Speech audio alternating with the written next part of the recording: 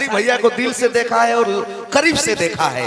दिल के बहुत सच्चे और अच्छे इंसान हैं और घर कोई नेता नहीं है, ये आप लोगों के घर के बेटा हैं। एक बार मौका दीजिए बड़े भाई खेसारी लाल जी को, क्योंकि गरीबी को उन्होंने देखा है, कैसे खड़ा हुए हैं। मैंने करीब से उनको देखा है, तो मैं उम्मीद करता हूं कि आप लोग 118 छपरा विधानसभा क्षेत्र के तमाम जनता जनार्दन भाई माई बहन आपन एक एक कीमती बहुमूल्य वोट 6 तारीख के दे के बड़ भैया खेसारी लाल यादव जी के जितावे के बाद जोरदार ताली बजा के स्वागत सभी लोग। ज्यादा टाइम ना ले, अब बहुत ही मंच बड़ा बा और उत्तर प्रदेश के धरती से चल के विजय भैया आई बनी, हमनी के प्रणाम करो तनी, गोड़ लगा तनी। दूसरी काली कर दीजिएगा। हेलो। और तमाम विराजमान मंच पे सभी लोगों का स्वागत है, प्रणाम है, नमस्कार। डी शार्प माइनर दूसरी काली। हेलो। आइए। मेरा कहना है एक गाना में भी गौले बानी ऐसे बाबू कि गलियान अरे घूमे लेखे सारी भैया। सबका से कहे के बा कि भैया एक बार मौका देवे के बा, भूले के बा ना भुलाए के बा, भूलता ओकरो के बतावे के बा। ललटेन 2 नंबर पे बा, वही पे बटन दबावे के बा।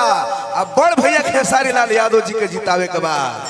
ऐसे कहे के बा कैसे कि अलियाना गलियाना घूमे लेखे सारी भैया। तललटेन पे बटन दबैहा आहो भैया,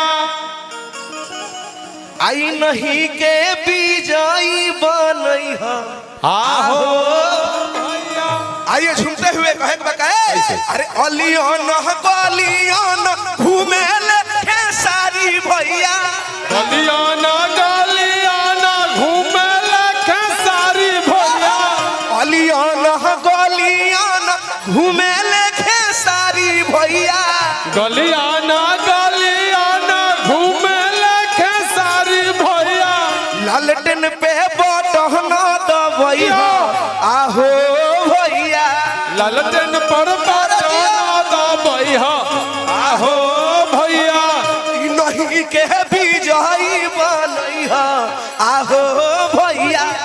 नहीं के विजयी बनैहा आहो भैया। नहीं कोनो नेता हुए घरावा के बेटा हुए। नहीं कोनो नेता हुए घरवा के बेटा हुए। नहीं कोनो नेता हुए घरावा के बेटा हुए।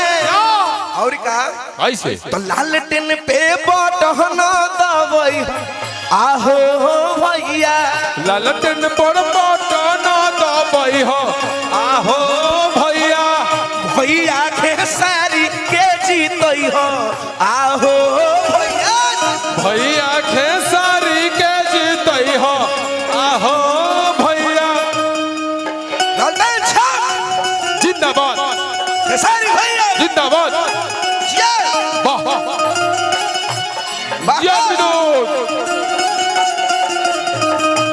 क्या बात है। या हाया वाह भैया खेसारी के जीतैहा आहो भैया। देखी है कहे भैया कैसे बाबू? भूले के बाद ना भुलाए के बाद, जे भूलता ओकरो के बतावे के बाद, समझावे के बाद। हाँ जी। लालटेन पे बटन दबावे के बाद जो 2 नंबर पे बा। हम महागठबंधन के सरकार पूरा बिहार में बनावे के बाद वादा करिए आप सब एक बार हाथ उठा के कि 6 तारीख के एकदम बटन लालटेन पर दबावे के बाद अब भैया खेसारी के जितावे के बाद। बहुत बहुत धन्यवाद दीपक दिलदार जी को। तालियां बजा के स्वागत करें आप सब जोरदार। चूंकि गाना भी बीच बीच में होता रहेगा, हमारे मंच पर सभी समाज के सभी जात के सम्मानित नेता बैठे हैं, तो उनसे वोट की अपील भी करानी है, भाषण भी होता रहेगा, बीच बीच में आपके बीच में गाना भी होता रहेगा। आप लोग सुनिएगा। बड़े से बड़े कलाकार अभी शिल्पी राज आ रही हैं, वो भी अपनी गीत को रखेंगी। तमाम कलाकार रखेंगे। अब थोड़ा देर 10 मिनट भाषण चलेगा, बीच में फिर गाना होगा। चलिए जिलानी भैया हम लोग के बीच एक बार जोरदार ताली बजा के राष्ट्रीय जनता दल के जिला अध्यक्ष भैया का सम्मान में एक बार जोरदार ताली सभी लोग। बहुत बहुत धन्यवाद।